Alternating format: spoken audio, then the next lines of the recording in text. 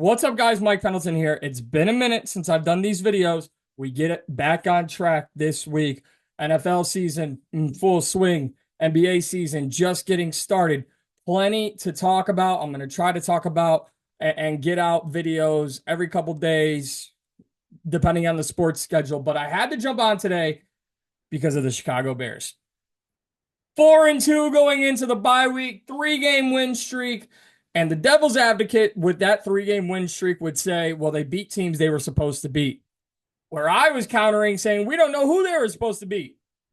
We don't know who this team was supposed to beat. Not with Caleb Williams, not with Matt Eberflus. More on him in a moment. More on both of them in a minute. We didn't know who this team was capable of beating until week 8. You come out of the bye week where Matt Eberflus has not won a game coming out of a bye week in his 3-year tenure with the Bears. One of many great stats surrounding this team after a inexcusable, at every level, inexcusable loss to the Washington Commanders. Now, let me start with this. The Chicago Bears had no business being in that game against the Washington Commanders. They should have never been in position to win that game. I'm going to say that one more time. The Chicago Bears should have never had an opportunity to defeat the Washington Commanders. Not with the way their offense played for 3 quarters, not with the way Jaden Daniels extended drives and kept plays alive with his feet. Jaden Daniels was Jaden Daniels, right? The Bears defense, bend, don't break. That's who they were. That's what they did. But when you play atrociously on offense for 3 straight quarters, and then all of a sudden find some magic in the 4th with Caleb Williams, you still have no reason to win the game. But they put themselves in a position to possibly win a game. After being absolutely embarrassing and disgusting on offense for 3 straight quarters, again, coming out of a bye week, Caleb Williams and the Bears get down to the goal line. And what do they do for the first time in the red zone? For the first time at the goal line, they choose to hand it off to offensive lineman Doug Kramer Jr. with Roschon Johnson in the backfield. Kramer fumbles at the 1, losing all momentum the Bears had. And that's not all. It doesn't end there. The Bears stop Washington, get the ball back, decide they're going to not only get back down into the goal line for Washington, they hand the ball off to Roschon Johnson.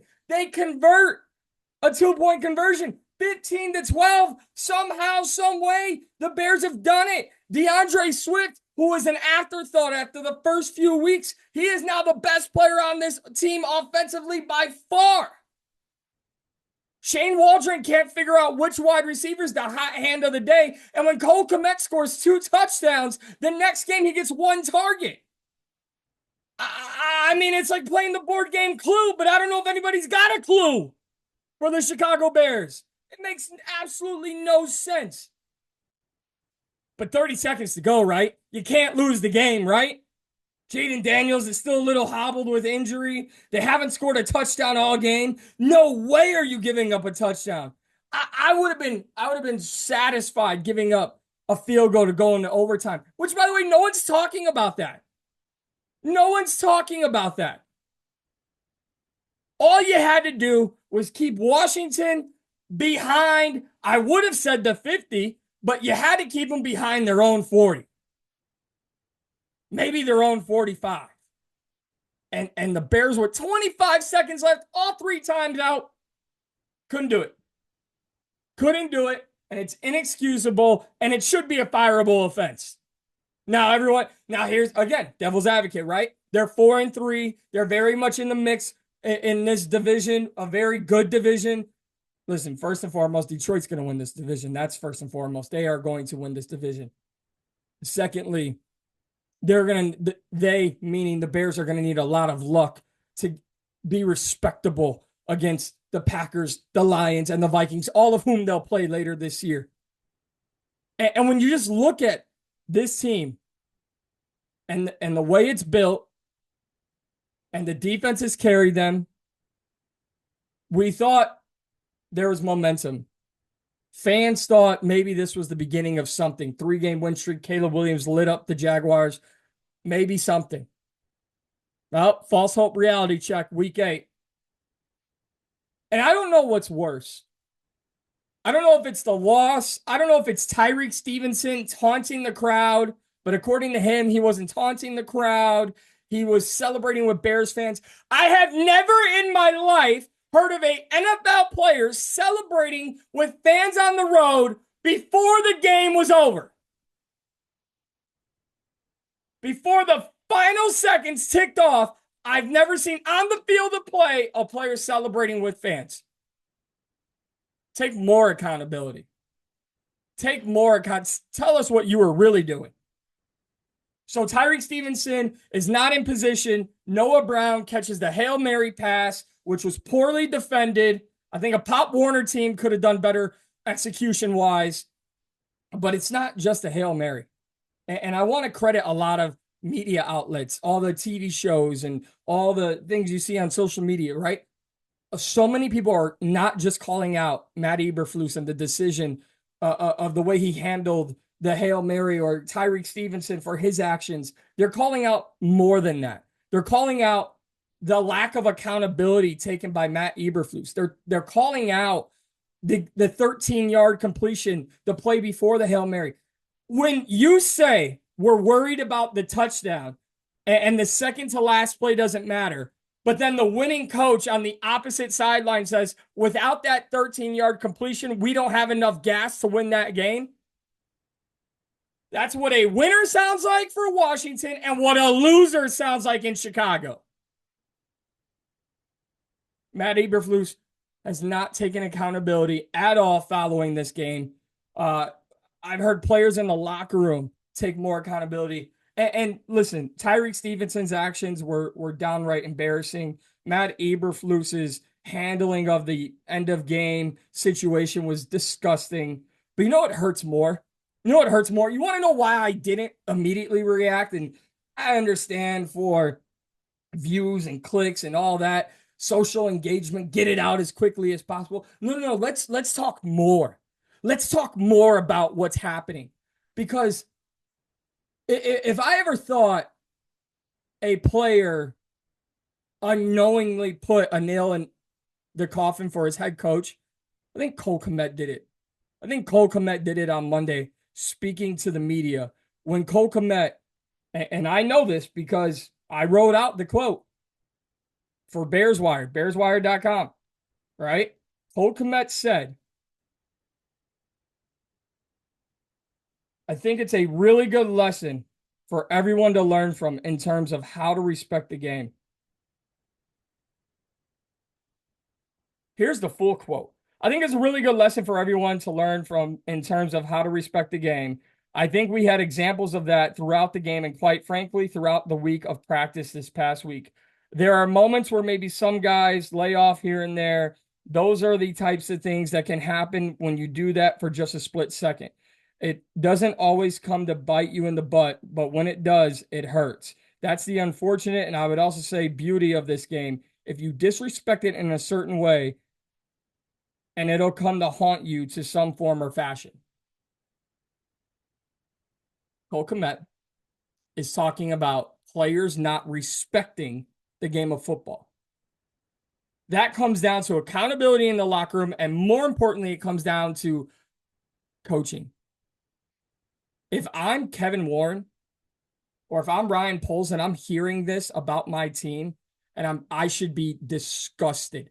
I should have it on a loop and call Matt Eberflus because there needs to be an explanation. If your players are not respecting the game of football, they don't respect themselves, they don't respect the organization, they don't give a damn about their success as a team, what are you doing? What are you doing? So for me, I don't understand where the coach takes no accountability. Players are now talking about respecting the game more. And all of this is moot, guys. This is all a moot point because the Bears historically don't make coaching changes in season. And here's the other thing that I want to discuss, and anybody who knows me probably knows I'm going to hammer this for the rest of the year, unless things change. But right now, especially after those Cole Kmet comments, I don't think Matt Eberflus has a job in Chicago next year. And I could be wrong. I don't think he does. You know who should? Here's the last part of all of this, completely unrelated to the Bears meltdown in week 8. Robert Salah. Robert Salah. And here's why. Aaron Rodgers comes to town. Jets are on Hard Knocks. Oh my God. We got a players coach. We got Aaron Rodgers. He's coming to save a franchise that has struggled with quarterbacks. They had Zach Wilson, right? Aaron Rodgers, one of the best talents to ever be under center for the Jets since, Broadway Joe. Who else? Chad Pennington, Mark Sanchez, like Brett Favre, right? But little did the Jets know, they were getting exactly what the Jets got. They were getting the washed up version of Aaron Rodgers. Now, with that comes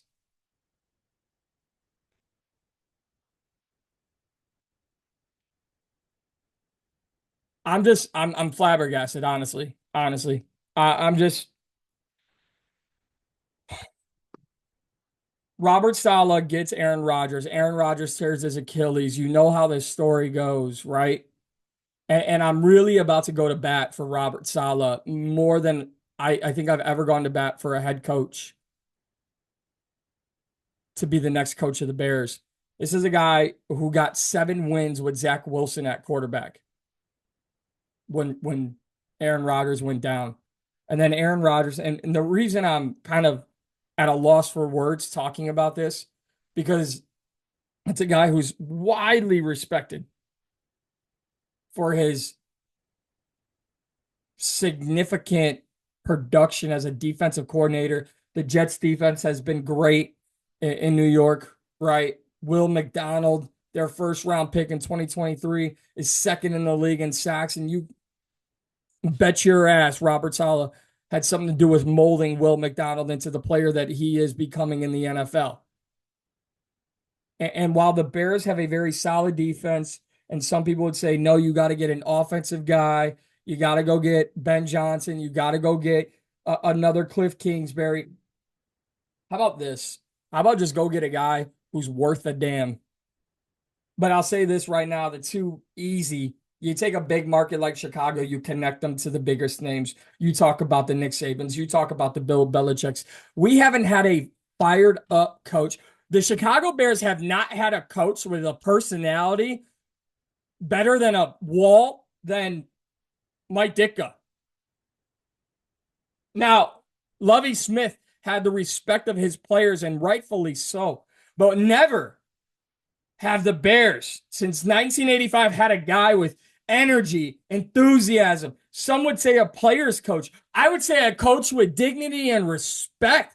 Coach who holds people accountable. Coach who holds himself accountable. Who makes no excuses. And for Robert Saleh to get driven out of New York by washed up Aaron Rodgers is an absolute disgusting mess in New Jersey, New York, for the Jets, wherever you want to place them. It's embarrassing. And now more than ever, why is it crucial for Robert Saleh to be pursued by the Bears? Because he's in Green Bay.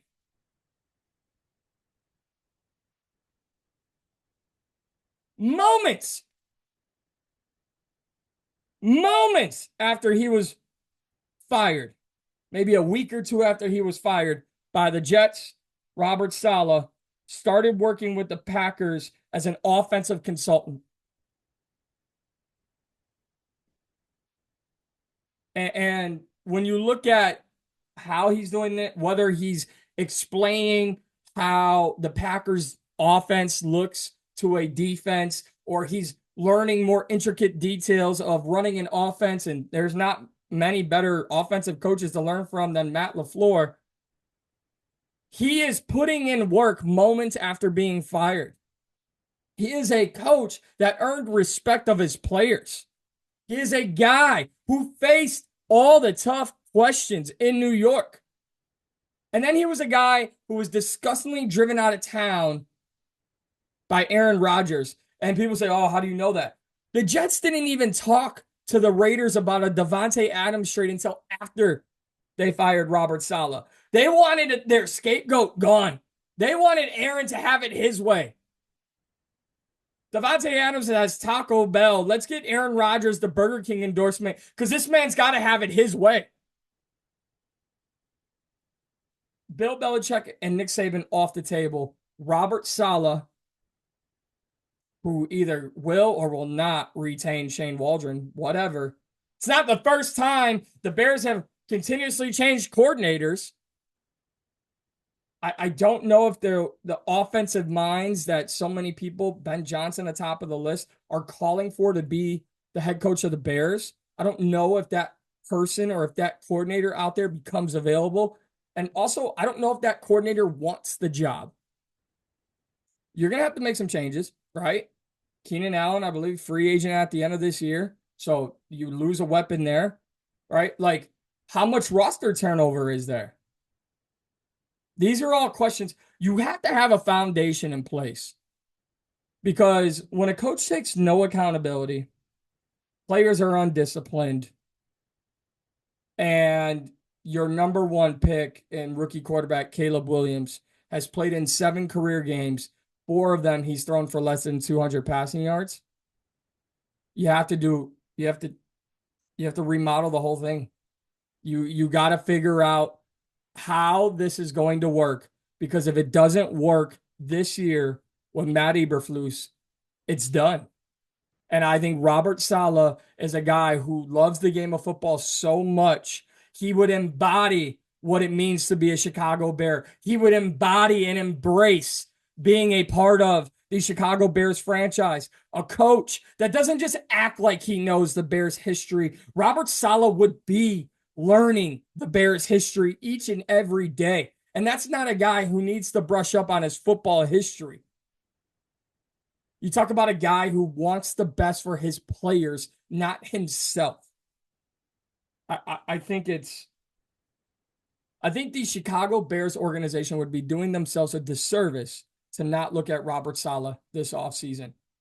But I think Cole Kmet put the nail in the coffin for Matt Eberflus, because when your players start calling out not respecting the game of football, then there is no respect and there is no chemistry and there is quite literally no success that can be had for the rest of this year. And if I'm wrong, I'll eat my words. But when you don't take accountability, I can't believe or trust in you. If you want to relate it to real life, look at your friendships, look at your relationships. Those who take accountability, those who take responsibility, and those who make changes are the ones that are the strongest. And right now, Matt Eberflus is the weakest limb in the NFL. He is the weakest tree branch in the NFL. And it's not because the Bears have a bad team, but it's because he can't look in the mirror and say, I'm the reason we lost. And Tyrique will not be playing. He should have came in with his hair on fire in that post-game press conference. And it was the same politically correct coach speak that we hear every year in Chicago, that we're so accustomed to in Chicago. And at this point, I'm just going to end this by saying, we need changes. We need changes. We need changes. And damn it, we deserve change in Chicago. This team has enough talent to be a respectable team in 2024. And they went from the darlings of the NFL with Caleb Williams to now the laughing stock, and having everyone go, why did they do that? And we'll never know, because a head coach can't take accountability and players don't respect the game. It is what it is. I'm Mike Pendleton. Follow me on social media, on Twitter, also known as XMP2310, Instagram and TikTok. You can also find me there. No Pride Time parlay for this week for Monday Night Football. We'll start off Tuesday. We're going to get some NBA talk in, and we'll see where this week goes for the Chicago Bears, but it's an absolute embarrassment. Emphasis on the Bear. It's not even that the team's losing anymore. It's just that they're losing close games with such horrible coaching decisions really at fault. Subscribe to my channel. Leave your thoughts in the comments. Until next time, we'll see you soon, everybody.